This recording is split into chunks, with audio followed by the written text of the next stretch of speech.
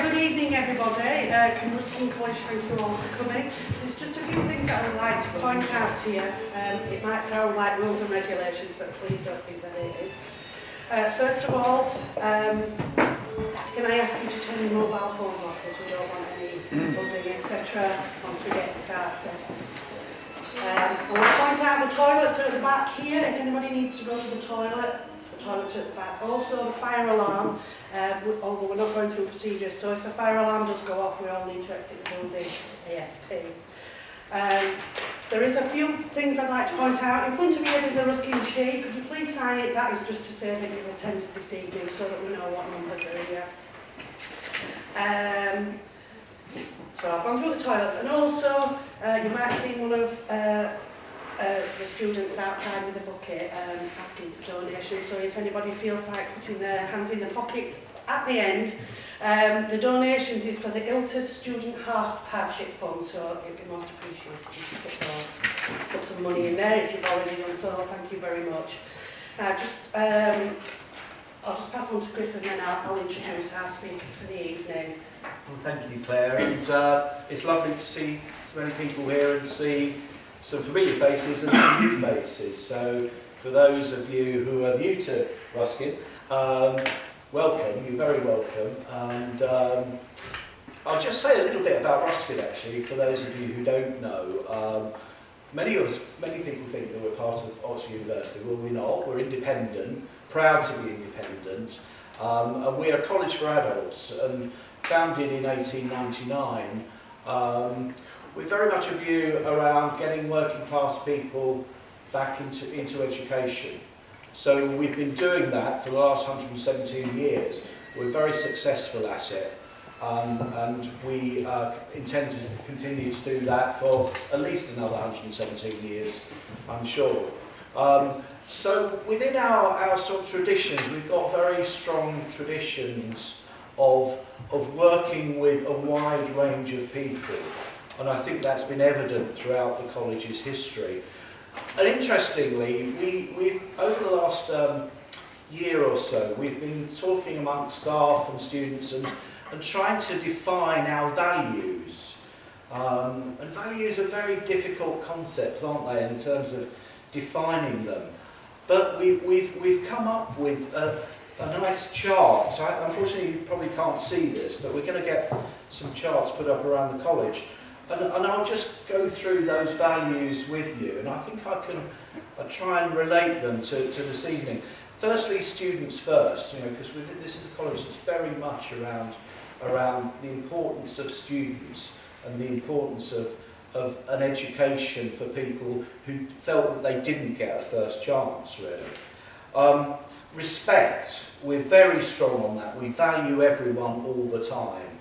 That's one of the things that we say about Ruskin. Equality, diversity and inclusion. Again, what we hope to achieve is creating a supportive environment for everyone. Excellence, students who are here know that we have high standards as a college and we maintain those, and that's very important to us. And then, last but not least, I think, because it's expressed as a sort of circle, these values, pride, celebration and loyalty. So I think some of those values are really interesting in terms of thinking about LGBT and history, because I think you can see that some of those are directly relevant to this evening's event, especially that one I would say around respect, because I think that's essential. Equality, diversity and inclusion, absolutely. So this event itself, I think, is part of how we attempt to include a diverse range of people. And also that one, and that lovely word, that pride, celebration and loyalty, I think is also very relevant. So, as I've tried to demonstrate, one of the purposes of tonight is to celebrate the college in its diversity, as well as the specific purpose for tonight around LGBT history and the various aspects of that. And I just want to say thank you for the various people who've instigated this and got it going, because I think this is probably the first time that we've got a good event like this with lots, external and internal people coming to it. And I think this is an attempt at establishing ourselves within this month, because I know we're at the latter part of this History Month, but it's important that we're in there. So hopefully we can make this an annual event that we do at the college here. But also, I think it's important that we have a range of speakers coming in from outside the college talking to us about different perspectives on LGBT history, and I think we've got that tonight. I won't introduce the speakers personally because I know that Claire's going to do that. But I hope you have a great evening and enjoy our speakers. I've got to disappear, but I'll leave you with Claire and the speakers, and I hope you enjoy. And for those of you who are here for the first time, I hope you come back to us again. You're always welcome. Thank you.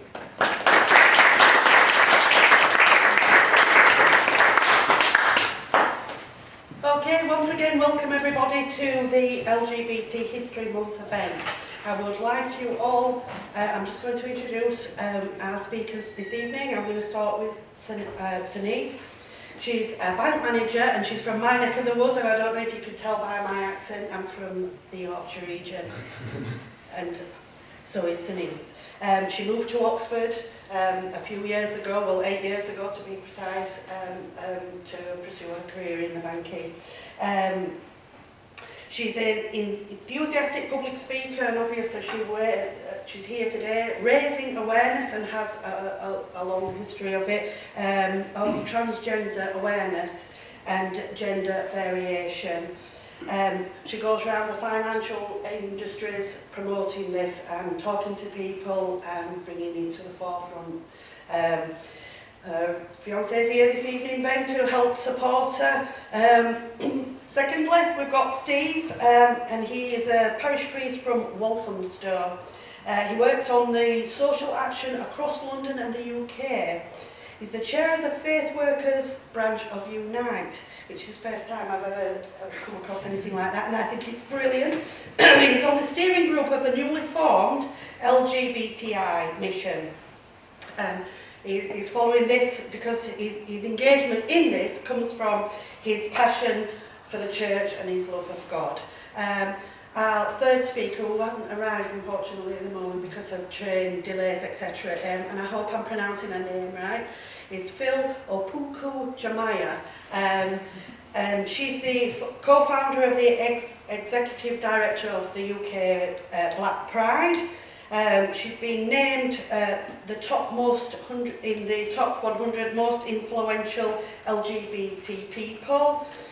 She's a civil servant and she's in the PSC trade union, and she's at the very top there promoting for us. And she's at present the head of campaigns and parliamentary affairs, so she's well in there. So could you please give a warm welcome to our guest, please?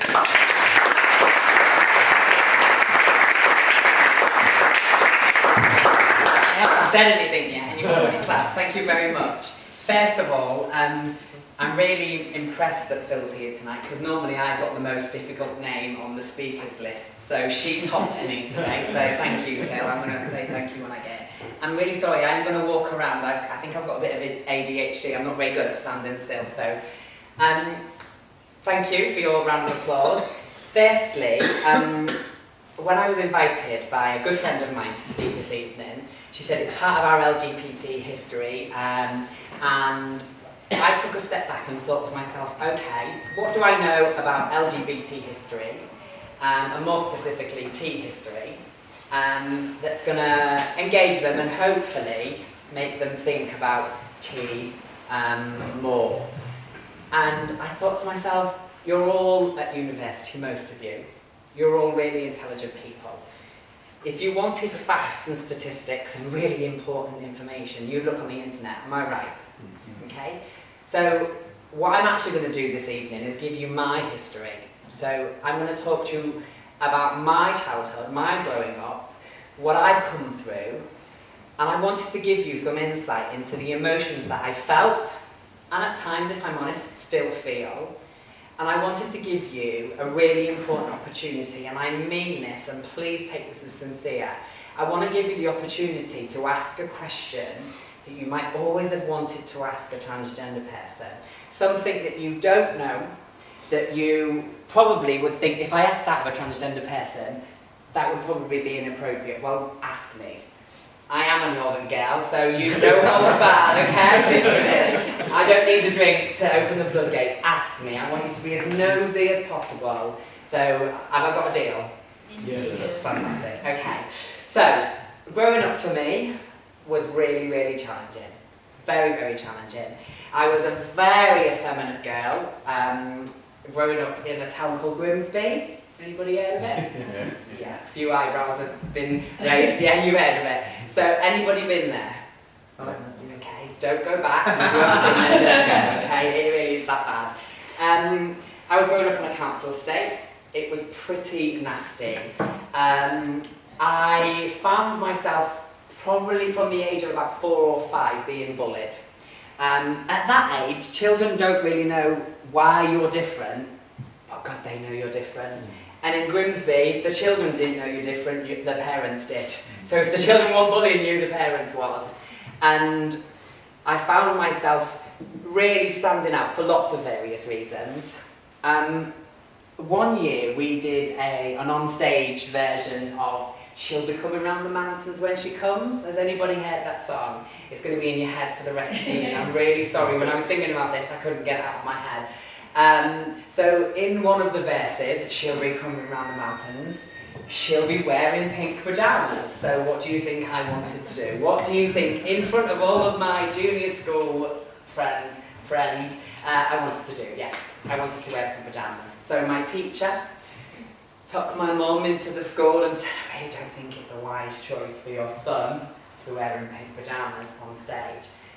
Now, I haven't worked out if my mum just wanted an easy life or was standing up for my individuality, but she let me go on stage wearing pink pyjamas. My childhood was scattered with these really obvious signs that I was different. I think one year at junior school, I proudly announced that for my birthday I was going to get an ironing board and a washing machine. I couldn't understand why people wasn't feeling my excitement. The one time I agreed at junior school to play football, I won man of the match. Great, right? I was playing on the girls' football team and they gave me the trophy in assembly. So pretty embarrassing having Sean Henderson, my birth name, announced as man of the match for the girls' football team. When I got to senior school, that's when it took a turn for the worse and it stopped being bullying and actually started being very, very physical. Daily attacks, very, very often being beaten to the point where I couldn't go to school the next day. And because of this, I started faking illnesses.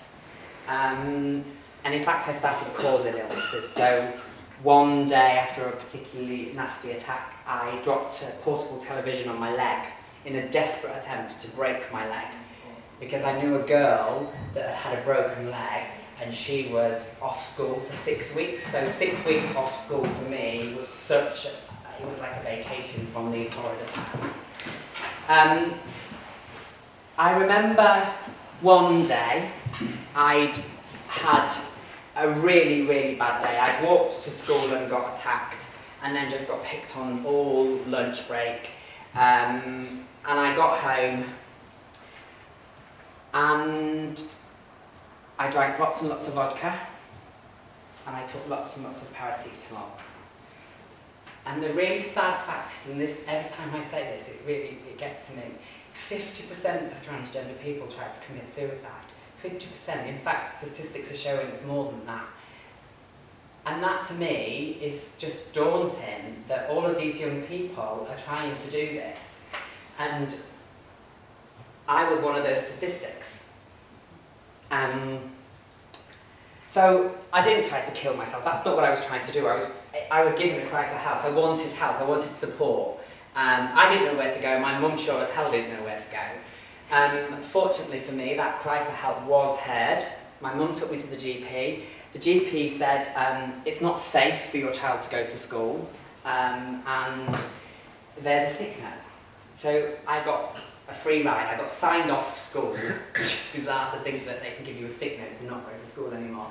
So I marched into school with my sick note, and I sat down with my head teacher and my mum, and my teacher said to my mum, well, how about this? Your son gets to school half an hour later than everybody. He, at that point, sorry, I'm misgendering myself, that's never happened before. He leaves school half an hour earlier, so that way I'd miss the attacks to and from school. And for every lunch break and for every lunch break and short break, he spends it in my office with me. My mum, quite rightly, said, well, that's persecuting my child for the school's bullying. But what I need you to understand, I can't blame the school, because 50% of the school was bullying me. So to suspend 50% of the school is just not doable. And all of those years ago, I mean, handling a transgender child was just unheard of. So as I was leaving that meeting, my mum had stuck up for me again and said, no, that's not going to happen. As I was leaving, sorry, I'm going to take a seat, sorry, I keep tripping on my heels. As I was leaving that day, my teacher said something, and it resonates every single time I think about this. He said to my mum, well, maybe if your son didn't wear so much makeup, he wouldn't get bullied so much. Can you imagine? First of all, I was gobsmacked that anybody even knew, because all I was doing was covering up a few spots and wearing a bit of mascara. I thought I was being really subtle, clearly not. But to blame me as a young person for standing out. As I left school that day, I said to my mum, did you know I was wearing makeup? And she made some snide remark about how else would my foundation be going down so quick and you've got terrible tide marks. Thanks a lot, Mum. So, at 17, I'd left school, I'd been failed by the Education Authority, I had no homeschooling, so I basically left with no qualifications and actually became a childminder for one of my relatives for a couple of years. At 17, I enrolled for Performing Arts College. So if anybody knows anything about Performing Arts College, that is where you can express your individuality. That is where you can really go hell for leather. So between the ages of 17 and 19, I made some of the most hideous crimes against fashion you have ever seen. I was like, I'd found my wings. Unfortunately, they was odd wings, but yes, I'd found my wings. So when I left school with a performing arts qualification, I started dancing for a few years. And once again, this is a long time ago, and I realised that actually to be a transgender person in the performing arts industry was pretty difficult. All I could do was play Rocky in Rocky Horror Picture Show, and that was pretty much it. Like, that was like the extent of the roles that I could play. So when I realised that it wasn't going to be my career, my long-term career, I started looking for a proper job. Any performers that are in here. So with my first job, it actually felt very much like going back to senior school. In my interview, I proudly stated I'm transgender, and they was like, oh yeah, that's fine, we're an inclusive employer, we're happy, you know, brilliant. And then on my first day, the HR department called me into the office and said, we need to talk to you about the toilets. And I was thinking, God, are they that bad? I was going to walk in, there's like a hole on the floor. I was like, what have I done? They said to me, we're a bit worried that some of the women might be bothered about you using the toilets. And so we'd like you to use the disabled toilets. And I was like, oh, okay. So at that young age, and not really being as confident as I am now, I sort of went along with it for a little while, and then found myself going to the girls' toilets more and more often. And when I finally had sort of come to terms with the fact that being transgender isn't something that I need to hide, I was really proud of who I was. I went back into the HR department and actually told them, to coin a phrase, I said to them, actually, I'm female, I present as female, and whatever is between my legs has got nothing to do with you or any of the other women in there. I identify as a heterosexual woman, so why would I be bothered about the woman sat next to me, probably doing something that wouldn't turn me on anyway? So really get over this. And they did, fortunately. So I worked my way through that career and have now been with my current employer for 10 years. And this is where I get excited. So in the last 10 years, my current employer has done so much to help improve transgender awareness, not only for their staff, but for their customers. I've been involved in so many projects to help improve transgender policies within the company. And within that 10 years, I've seen a real shift. I've seen a huge shift. So not only am I being invited into colleges, like today, other education establishments, but I'm also being invited into head offices and corporate companies to do exactly what I'm doing today. Not only is awareness being raised in these environments, schools, I'm hearing more and more about schools that are supporting transgender pupils. Do you know, holding assemblies saying this is going to happen, you need to deal with it because actually it's okay. Schools actually allowing teachers to come back in their self-identified gender. What a fantastic thing. Ben, I hope you don't mind me saying, he's just had a very good friend of mine go into a all-male school talking about transgender awareness. I mean, what a huge, huge achievement.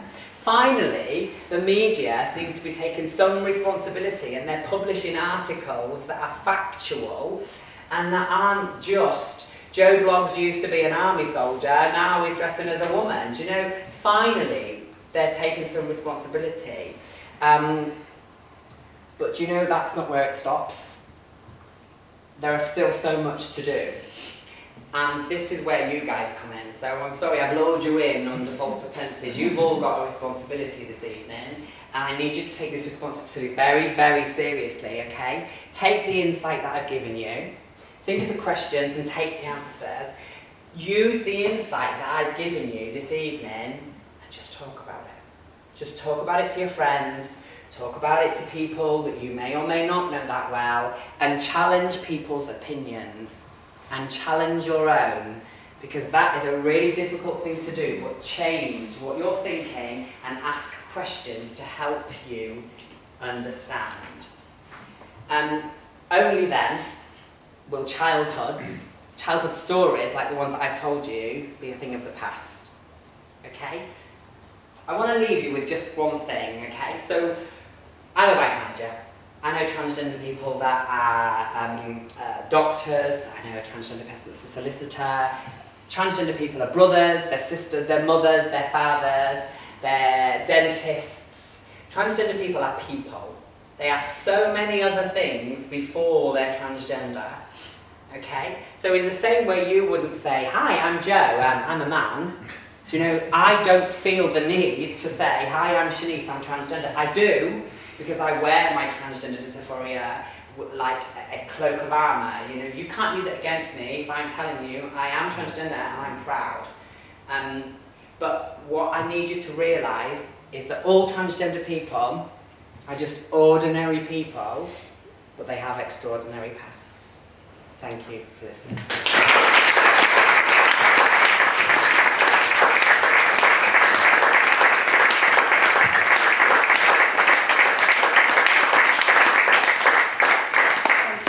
That was lovely. Just quickly, Steve's on next, and I forgot to mention at the beginning, at the end of the session, there will be a chance for everybody to ask questions, and I hope that we all get totally involved there. So just quickly now, over to Steve. Thank you very much. Well, it's a bit of a cliche to say that's a hard act to follow, but absolutely so. Thank you so much, Sionice, for your presentation. It's really great to be here at Ruskin College tonight. I've come along with my friend Rick. We've told our wives that we were having a gay night out. And we actually met on a course that had some of the very sort of similar principles to Ruskin. So it's great for me to be here this evening. Also because being the chair of the Faith Workers branch of Unite the Union, it's great to be together with others in the trade union movement. But what I've come to talk about tonight is a new movement within the Church of England. And it's a movement to try to transform the Church of England from where it is at the moment, which is a fairly conservative place in relation to LGBTI issues, to a more progressive place. And I'm going to talk specifically about something we've launched called LGBTI Mission. And there are some booklets about it here which people are very welcome to take away. How I got into this is that I grew up in a context of being very positive about gay relationships. My mum is in a gay partnership, I have many gay friends, just grew up in a culture where for me, being gay was normal among people in the my circle of acquaintances, friends, family, and just see it as part of everyday life. And I think that is actually how a lot of people experience LGBTI today. Most of us know gay people, we all know gay people, and we all tend to think that it's part of what is normal in society for there to be gay people around. Fantastic. Something to celebrate. But the Church of England is not always been, is not necessarily associated with that kind of image. In fact, when I have to say though, when I started going to church in my teenage years, I found the Church of England to be a place where I met a lot of gay people, a lot of gay clergy, and it's a very friendly place. It was one of the places historically where actually, in a context sometimes where people found it very difficult to be gay in society, the Church of England and the priesthood was a place, a safe place for many people to be gay. And there are a lot of Church of England clergy who are gay. And of course there are lots of gay people within the congregations. So it to me seems great actually to be in a church which I consider to be actually quite a progressive organisation in relation to sexuality back in the 1980s when society wasn't where it is today. And it's interesting when you think about it that over these last 35 years or so that society's changed incredibly. I remember just thinking of things like pop stars and so forth. The first person to be sort of an openly gay pop star, when I was a teenager, and that was it seemed like an extraordinary thing at the time. And then it's an indication of how much society has moved that we now have gay marriage in this country. What a fantastic thing that is, So society's changed a lot. And the Church of England has changed also. But whereas society has changed in a progressive direction, in fact the Church of England has gone in a much more regressive direction. And the Church of England has become a place which does not feel particularly safe for a lot of gay people, and particularly not for gay clergy. And that's not an accident, that's because of what has actually happened over the last 35 years, is that the conservative wing of the Church of England have been quite organised and have worked together through the processes of the Church of England and through the bishops and so forth to bring in a number of measures that have made it increasingly difficult and repressive for a person to be gay within the Church of England. There are a number of reasons for that, I think. One of the big reasons is that for the last 30 years we've been having a campaign within the Church of England to try to get women ordained. And we've finally got, won the last part of that campaign because we now have women bishops. And we've already got a number of women bishops in post. But, it's taken a long time to get to that place. And I think it's fair to say that a lot of the energy that went into that, in a way, detracted from the other big debate in the Church of England around sexuality. Now, about 3 years ago, I got elected to the Church of England General Synod, and I was one of those people who was there when we made the final vote to say we would then have women bishops. But one of the things I realised when I became a member of that organisation, so like Parliament of the Church of England, is that actually the progressives on the General Synod were not really organised in relation to sexuality. And so I started speaking to people, and there was a number of very good organisations in the church that have been working on these issues for years, anyway, these organisations do work together in a coalition, and it was decided that through members of the coalition, people on General Synod and others, that we would actually try to bring around a change, a more strategic change around LGBTI issues within the church. And we've had brilliant support from Stonewall, and we formed a group. We've been meeting for about a year or so, and just last month actually we launched this new thing, the LGBTI mission. So what is this LGBTI mission? What it is a campaign or movement. It's like a movement. We had a movement within the Church of England around women's ordination, movement for the ordination of women, and this is like a movement now. A movement to try and bring around a change in the way the Church of England engages on LGBTI issues. And what we're saying is we are campaigning for full acceptance and affirmation of lesbian, gay, bisexual, transgender and intersex people within the Church of England. Now we've broken this up into 3 strands. We call this the LGBTI mission because, you know, mission is a very sexy word within the church. you attach mission to everything and you know, you're on a winner there. And we've got another 3 strands that we've called living, loving and serving. You know, these are all nice words within the Church of England, yeah, kind of words that people like. So, living, loving and serving. But I want to, and under these headings of living, loving and serving, we've got 9 key strategic objectives that we're working towards. But I want to break it up a little bit differently for this audience, and I want to say that what actually we're about is, 1, we're about trying to normalise a positive narrative around sexual minorities within the Church of England. We are about tackling discrimination, and we're about moving to a position of celebration. Okay? So the first thing is we want a kind of normalisation of the fact that actually within the Church of England there's more than one position. There are conservative people, right? And we're not going to get rid of those people actually. They're still going to be around. And one thing we're not saying in the LGBT mission, we're not saying that we want everyone to move towards a progressive position, but what we want is we want the progressive position on sexuality within the Church of England to be recognised and respected.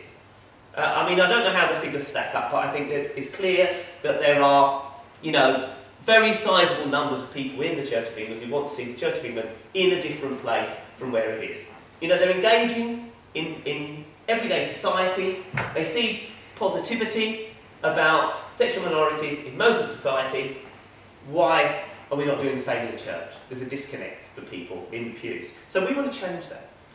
We want to normalise positivity around sexuality, or at least recognise there are many people who are very positive about gay sexuality within the church.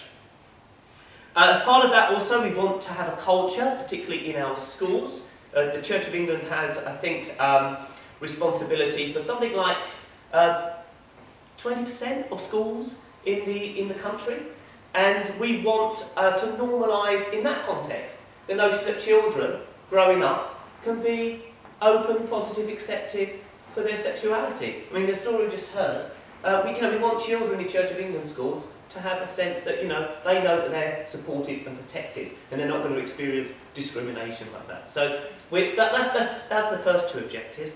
And then we've got these things around discrimination, because the fact is, unfortunately, that there is a lot of discrimination within the church around sexuality.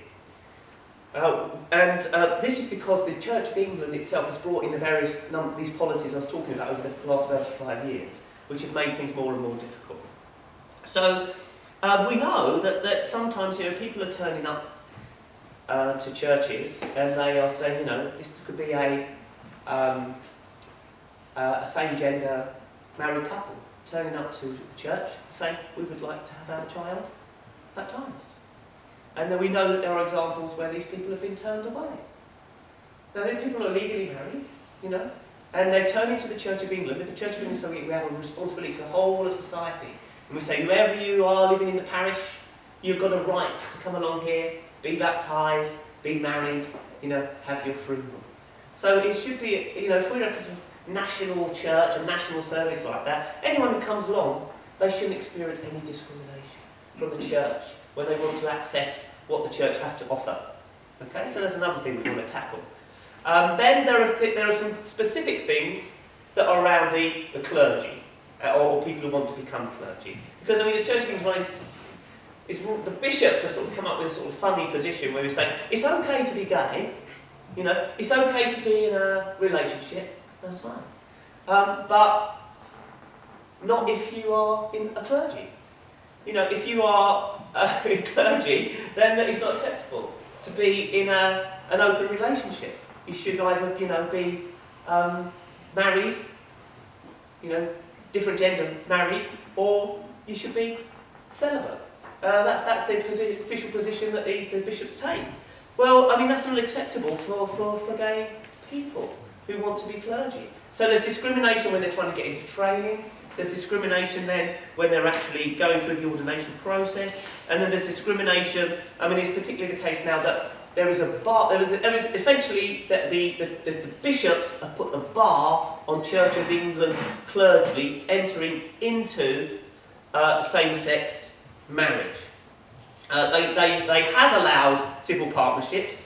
You know, this is the sort of inconsistency, the bonkersness of the whole thing. You know, they've allowed people to go into civil partnerships, but not into marriage. They say the bishops have taken the view this is redefining marriage. Okay, so there are. We know there's two Church of England clergy who have entered into same-sex marriage, and then both of them have actually encountered lots of problems. So this is not a good situation. People have got a legal right to get married, you know, according to the civil law of the country, and yet they're being prevented from doing so and exercising their ministry within the Church of England. So that's a discrimination that we want to get rid of. And then the third area is we want really to celebrate LGBTI people and their role within the life of the church. You know, they are involved in the church, they're in the congregations, they're in the clergy, you know, they are all around, and we want those people to, you know, we want to celebrate, you know, who they are, they've got a role within the life of the church. And indeed, we want to celebrate we want to be able to celebrate, as we do, we celebrate moments in life that are important to people in the church. Birth, marriage, death, all these important times of transition in people's lives. And so we'd like to feel that when people are going through transitions as LGBTI people, they should be able to come to the church and they should be able to celebrate. They're getting married. Of course they want to get married. They might want to get married in church. We should allow it. They want to, maybe they've got married, they want a blessing in the church. We should allow it. They've got different transitions they might want to make. One of the things it could be affirming a change of name, in fact, and a welcome after a gender transition for a married couple. And so we want really to be in a position where we're starting to offer these liturgies. We want to kind of come up with a lovely book of liturgies that would be endorsed by the Church of England to help people throughout all sort of lovely celebrations and moments in their lives.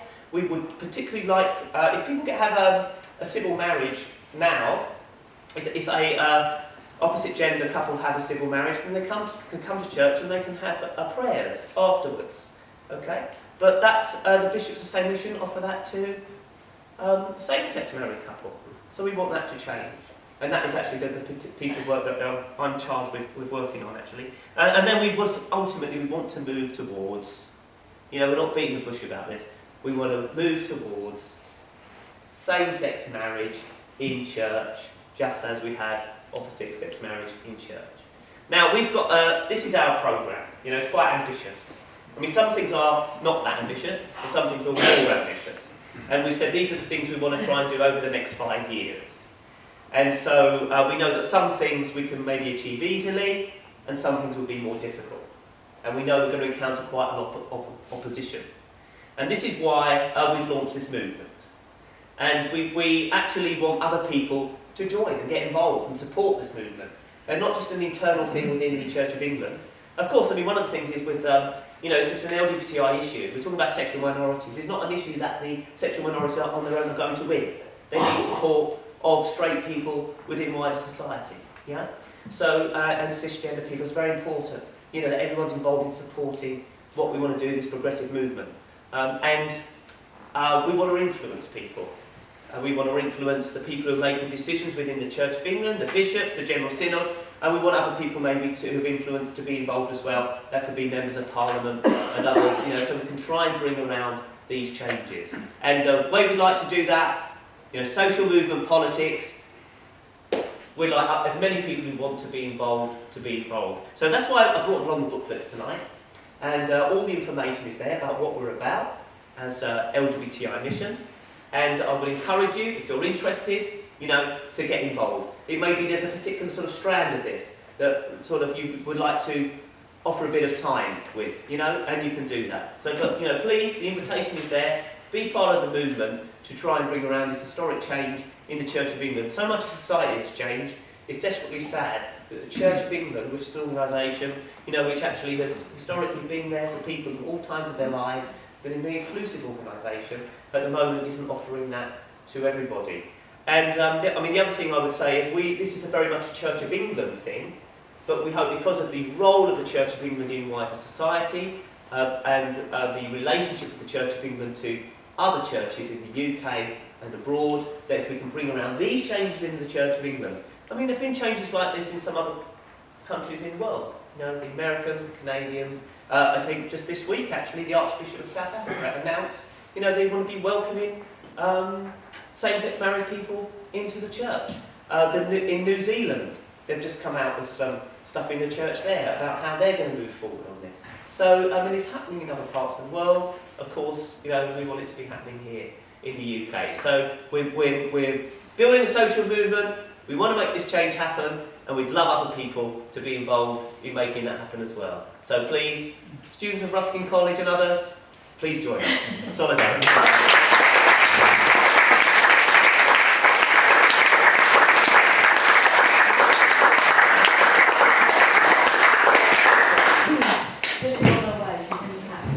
Thank you.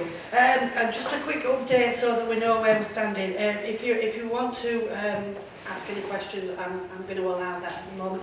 Can you just please put your hand up and don't be firing questions, so you can ask what you want. So hopefully Phyll will be here shortly and we'll be able to. But so if you want to ask any questions, we're both okay with that. Absolutely. The floor is open. I just wanted to ask about, some people obviously don't define themselves as male or female and choose to define themselves as binary. What your opinion on that is, and how as society we need to change the way we think about things, you know, simple things like male, female toilets, you know, in my opinion, that's not appropriate. Someone chooses not to define themselves as male or female, that's fine by me. And the other thing, I mean, I've got a whole list of questions in my head, but I'll limit myself to two. The other one was, I think there's this massive stigma that the only people that campaign for LGBT plus rights are people from that community. But that's simply not true. So I think you've got to try and break that stigma down, because a lot of people go, oh, you go to the LGBT forum, you must be gay. Well, no. You know, I can believe in liberation of people without being that myself. So kind of how we can try and break that down.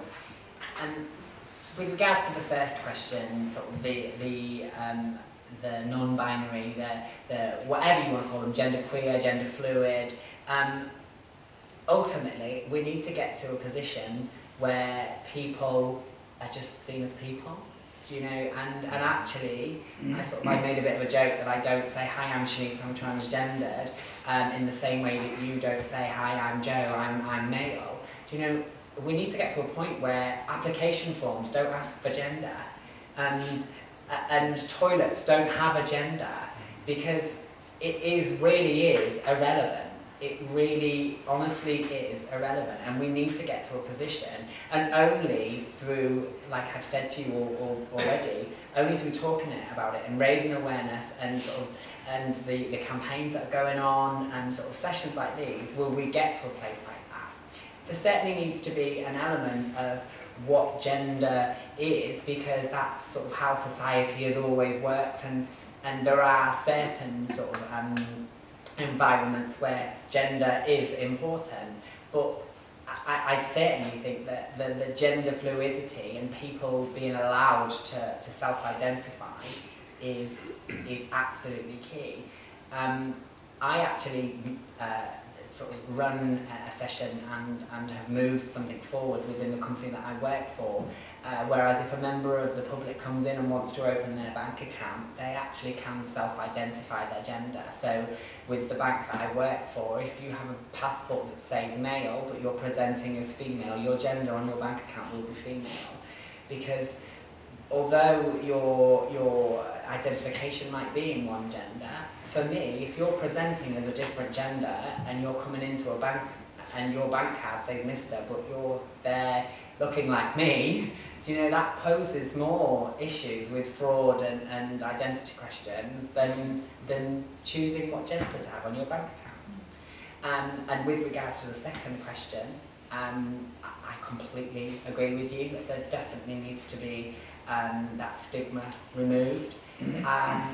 Within the company that I work for, we actually have a campaign, and it's allies. So we not only have our LGBT plus network for colleagues, we also actively encourage all of the straight allies to join that network and to join us on the Pride events, and just through working more, doing what you're doing, you know, sort of being part of the plus or the cisgendered or heterosexual community and supporting these kind of events. That's the only way that we can move it forward.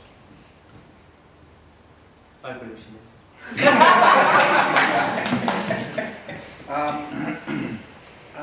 Yeah, I was sort of, so I was brought up Protestant, right? But I was thinking about, because you were saying about the Bible the church recognising that people can be gay and that's okay now and that sort of thing. And then there's that statistic that 1 in 10 people are gay. So that would suggest at least some people in the Bible would be gay. So if the church recognises it, that, you know, there's going to be potentially a disciple who's gay, you know, this sort of thing. But the other thing, the other point I was thinking, I don't know my scripture too well, but you regularly see these negative quotes people draw from the Bible about sexuality, and I was wondering if there's any pro-gay quotes within the Bible, potentially pro-trans quotes within the Bible. Well, you've raised a very interesting issue there, and I mean, I know this thing is faith, belief, and philosophy. You know, and these are philosophical questions actually, and they're faith questions and religious questions about. And one of the things that comes into is terminology. Okay, so what do we think of when we think of the term gay? And how do we apply that across different cultures and across time? And then how do we then, as it were, use texts from a particular period to try and then sort of make comments about another historical period? I don't think that within the worldview of Bible times there was a understanding of gay sexuality as we understand it today. I mean, if you've read, you know, Fuku is a history of sexuality, writes about these things, and I think, you know, I take a lot of inspiration from that, about how he talks about how, you know, our modern concepts of sexuality are part of a history, and that's part of the history from the Enlightenment period onwards, and and when we try to project back our modern understandings around sexuality onto the culture of, say, Jesus' time or before that, it doesn't. There's a bit of a mismatch, and this is the problem then when you've got people who use the Bible as a means of kind of sort of clobbering gay people over the head, because they're using texts from the Bible which are talking about completely different things, and they're saying, you know, this is the Bible opposing modern day gay sexuality. And there's one of the bishops here in Oxford Diocese actually has written a very good book about this. He's called Bishop Alan Wilson. He's written a book called A More Perfect Union, which is actually advocating why he thinks that the Church should indeed endorse same-sex marriage.